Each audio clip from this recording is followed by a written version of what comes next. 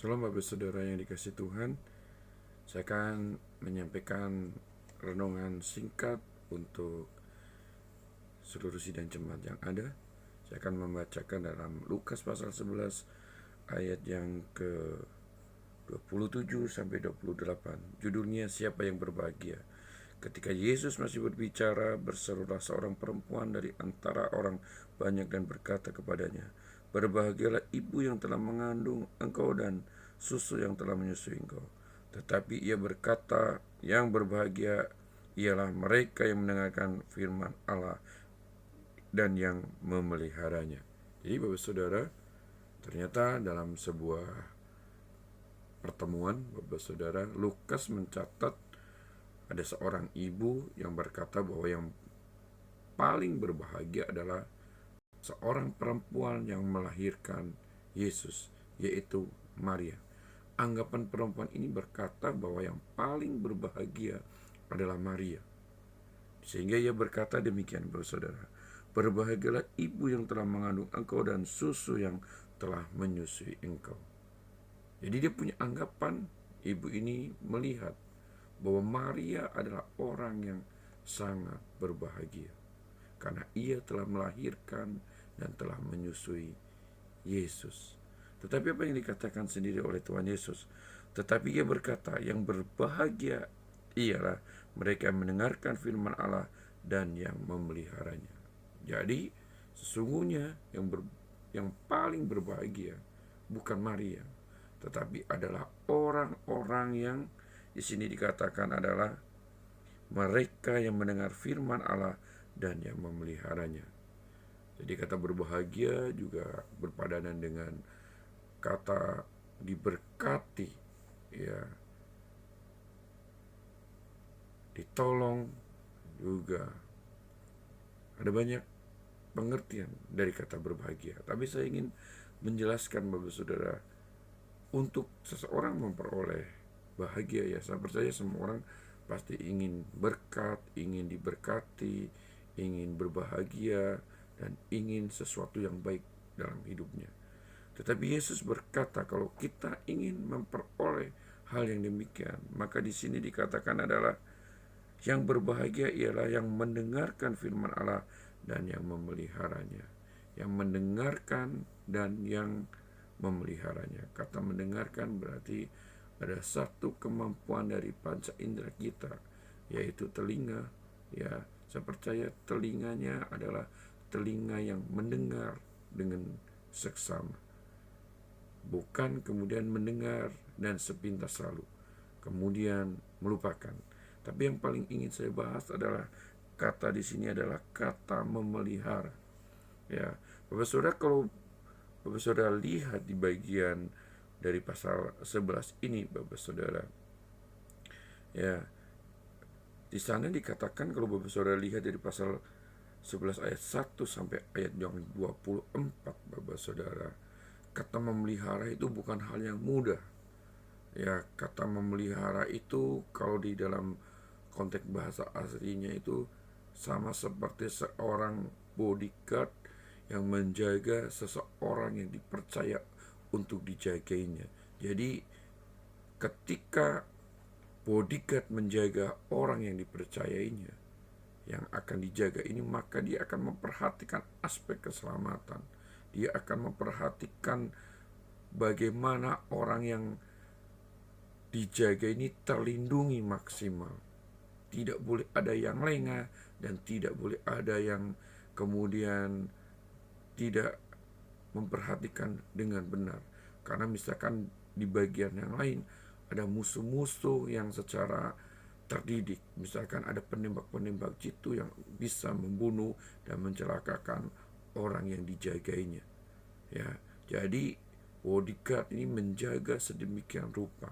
Nah, kalau di dalam konteks bahasa, konteks tradisi orang-orang Yahudi atau orang Israel, ya, kata menjaganya itu seperti yang pertama adalah seperti seorang gembala. Ya, kalau Bapak Saudara perhatikan, gembala yang baik adalah gembala yang akan melindungi kawanan dombanya. Daud berkata, jika ada binatang buas, jika ada binatang-binatang lain, ada singa dan lain sebagainya, maka dia adalah orang yang pertama yang akan dia hadapi adalah binatang-binatang itu, orang yang terdepan. Ya, dia berani mempertaruhkan semuanya hanya demi keselamatan dombanya. Jadi Bapak Saudara, inilah yang dimaksud dengan menjaga, seperti seorang gembala yang menjaga kekawanan dombanya. Demikian juga kata memelihara, seperti itu Bapak Saudara. Perjalanan hidup kita Bapak Saudara, kalau kita hari-hari ini mendengar tentang virus corona dan lain sebagainya, jika firman itu tidak dijagai, ya, maka firman itu akan dicuri, ya.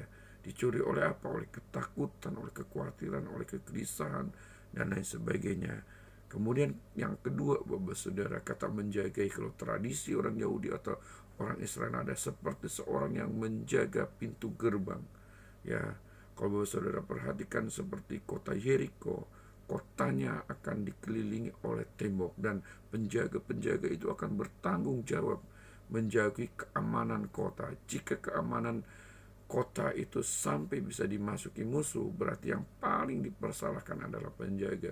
Karena apa? Karena dia tidak menjaga dengan maksimal, sehingga ada musuh yang masuk. Kalau musuh yang masuk, maka mungkin akan mengacaukan kota dan akan mengalahkan kota tersebut. Jadi Bapak Saudara yang dikasihi Tuhan, inilah yang Tuhan inginkan dalam hidup kita. Ketika kita memiliki benih firman Tuhan yang mungkin Bapak Saudara dengar melalui ibadah-ibadah, melalui berbagai kegiatan-kegiatan lain, kegiatan rohani, inilah yang harus kita jaga, kita pelihara, yaitu menjaganya sedemikian rupa.